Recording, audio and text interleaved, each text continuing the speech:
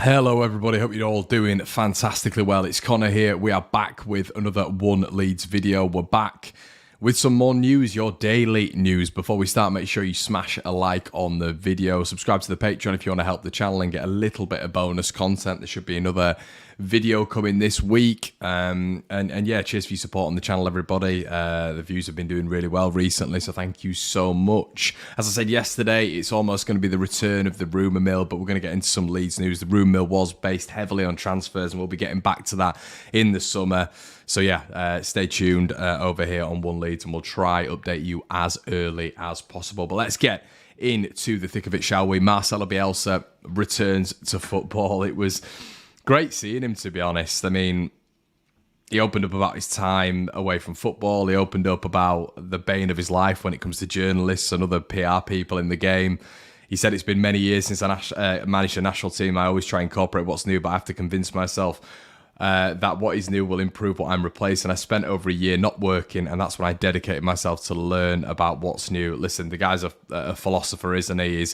His wording, his way of articulating is something that we've never seen before at Leeds United. I don't think many people have ever seen that in football. I don't think there's a comparison, to be quite honest with you. Marcelo Bielsa's wordage is absolutely immaculate, and he was doing the exact same thing in the Uruguay press conference earlier. Obviously it's a little bit easier because you know, the Spanish doesn't need to be translated and all that good stuff that I used to do with my previous publication, which used to be an absolute nightmare. But it's great to see him back. He looks in better shape, I'll be honest with you. I don't know at Leeds if he maybe looked a little bit overweight. I don't know, but yeah, he looked trim. He looks in good condition. Looked like he had a tan. You know, he's moved from Weatherby back to Argentina, and now will be moving to Uruguay as well. So I think there'll be plenty of players in that setup who'll do remarkably well. I think Fede Valverde, obviously, who was playing for Real Madrid last night against Man City, is the perfect Marcelo Bielsa player. So I think you're going to see some of them absolutely thrive under him. Obviously, they mentioned Aranjo as well. Bielsa picked out at Barcelona as well. So Uruguay, for such a small nation, have got such a plethora of good players. And yeah, I'm going to keep a keen eye on them. And you know, I do like the Uruguay kit. I do love that sky blue colour. So we'll have to wait and see if I maybe purchase that with Bielsa one at the back, on the back. But it was symbolic, really. I think it was bittersweet for me, because you see him and you see him talking and you see him, you know, issuing his plans and what he's going to do. And it's going to be interesting to see how he does that on an international stage. It didn't really work for him at Argentina. They had an unbelievable level of footballer: Aymar, Riquelme, Batistuta, Crespo back in the 2002 days, where he famously failed really with the national side at the World Cup, and that's why he's almost not hated, but there's a 50-50% split on him in Argentina. And it's going to be interesting to see what happens, but it was bittersweet. You know, I do think Bielsa's football does almost acclimatise a lot better with club football, not national football. And you see sort of the state of Leeds United at the minute, and you see Bielsa where he is, and I'd have just absolutely, and I've mentioned this so many times on the channel, but I'd have just loved for us to build on what he left and build on what, you know, his legacy was at Leeds United. That's what I always wanted, and that's why I wanted a change with Bielsa. I wanted someone to come in, a disciple, a Gallardo, you know, an Iriola, someone who's that archetype, that successor of Bielsa, that makes sense, that smooth transition. But alas, Leeds United, brain dead behind the scenes, went and transitioned miles and miles and miles away from Bielsa to a guy who didn't like having the football, and we've not liked the football ever since. So that is the planning, the management, the structure at Leeds United, and if you're to believe what's happening behind the scenes, it is absolute chaos. So yeah, it seemed like he was holding everything together, and it's bittersweet, as I've said, because it's great to see him back, but you do wish, after everything we've seen post Bielsa,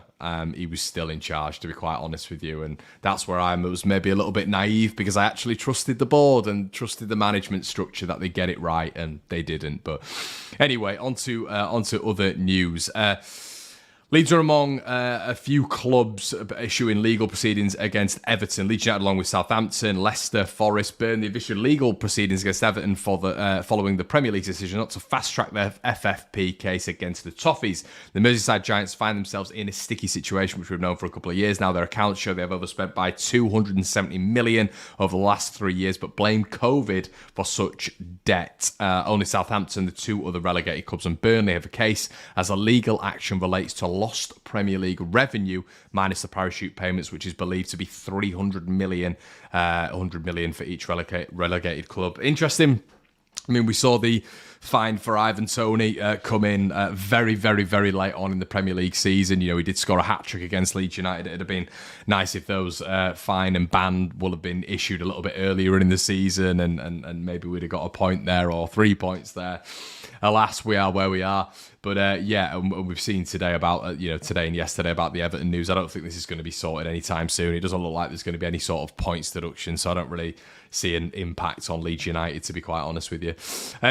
More news, Cody Drama. It looks like his reign at Ellen Road is going to come to an end. He joined from Leeds. He joined Leeds from Fulham for £1 million in 2020 after falling out with the West London outfit. He wanted first team football. And when he's been at Leeds, he's been loaned out to Cardiff, got player of the season there. Was subsequently loaned out from Leeds United again this season, which I personally thought was a little bit of a mistake with the right-back options we had at the time.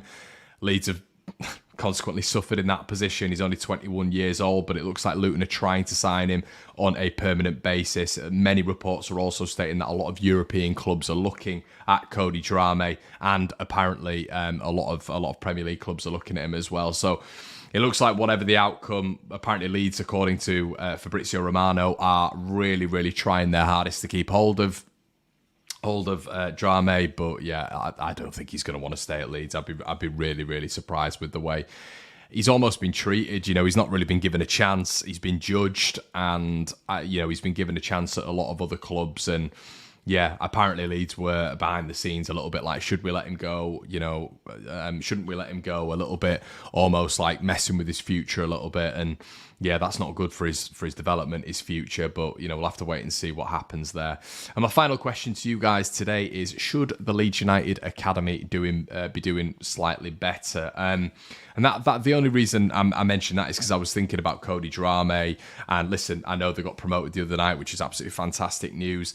But I'm talking about academy players who can be promoted to the first team and actually do well. There's a real focus on when Victor Orta was at Leeds United, a real focus on being able to develop youth players and being able to siphon them into the first team or sell them on for big money.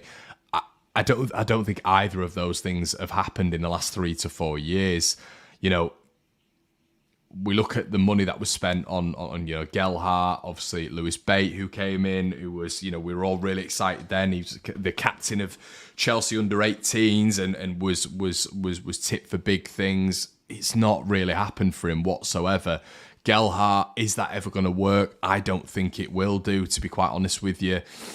Listen, he's an unbelievable talent, of course he is, but where does he fit? Where does he fit in a football team? And I think he struggled at Sunderland. I've spoken to a few Sunderland fans who, even when he's been given minutes, just haven't seen that level that they saw with, let's say, a Ross Wallace, who was in the side. We know Gelhardt's young, but JB as well is another one on the list, and a lot of us want to see him, but once again, we're not seeing him, and many managers haven't played him. Is that because he's too young? Is that because he's not good enough? Who knows? But I guess Strauch, Somerville, Greenwood, Gelhardt, Perkins, Joseph are all sort of moderate success stories, and that will be good. That hopefully will be good. But none of them are classified as starting 11s. None of them are proper solidified Leeds United players at the minute. I don't think. I think Strauch's obviously struggled a little bit in recent times, probably the last 18 months. Somerville is very, very in and out. Greenwood, I mean, we don't know if he's a striker or a midfielder, and he's very bit part. Gelhardt, Perkins, Joseph. I think when you go back and you look at Leeds United's previous campaign, the 14-15 season, we saw Lewis Cook, Sam Byram, Charlie Taylor, etc., Alex Mowatt come through. That was a real success period. I think Leeds need to have that again, especially with the money that's been invested, especially with the new focus that has been put on the academy at this moment in time. And yeah, should it be doing better, everyone? Should it be doing better? And what I mean by that is success stories in the first team, because with the amount of money that Leeds have put in, with the amount of time and dedication they've put into buying young players, that we've even seen in January, to sell them on for big money, or for them to hit the ground running now. It's a failure of Victor Orta, of course it is, but it seems a real shame that we've not seen some of these players really solidify themselves in that starting 11. I think that would have helped Leeds, and drama you can throw into that. Whether you think that's right or wrong, that's a different question, but it just doesn't seem that they're making that step up, and they've not made that step up properly for a long time. And that's a little bit worrying, because I do think you do see that with other Premier League clubs, and especially Championship clubs. Guys, let me know what you think in the comment section below to this one. Are you happy at Bielsa getting back into football? Is it bittersweet for you? What are your thoughts on Cody Drama and academy football at this moment at Leeds? I'm fascinated to hear your thoughts. Thanks for joining, and we'll see you in a bit.